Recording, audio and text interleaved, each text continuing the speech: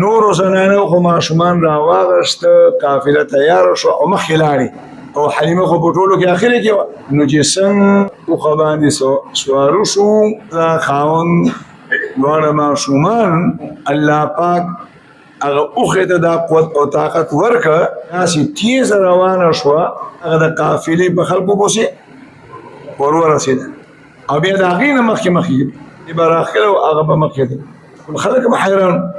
تپوس دې کوي چې حلیمې دا سورلي دې بدله کړې ده وایي نه سورلي ما دا سورلي ده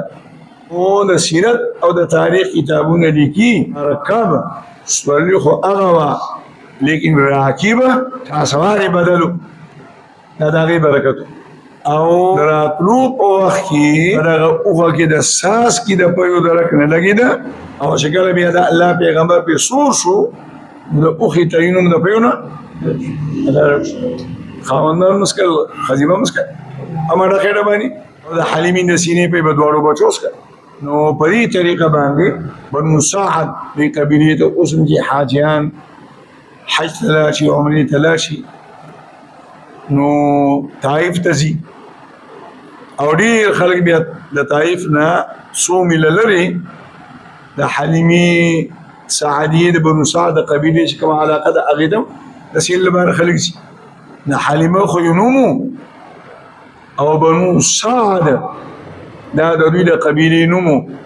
نو په دې وجه باندې ورته سعدیه وایي او لفظي معنی د بختوره نو حلیمه معنی بردباره او سعدیه معنی بختوره دا دواړه صفت الله ورکړي څنګه بختوره وه چې الله پاک ورته نبي علیه الصلاة والسلام باندې ماشوم ورکړه حلیمه وایي دا الله پیغمبر صلی الله علیه وسلم بچی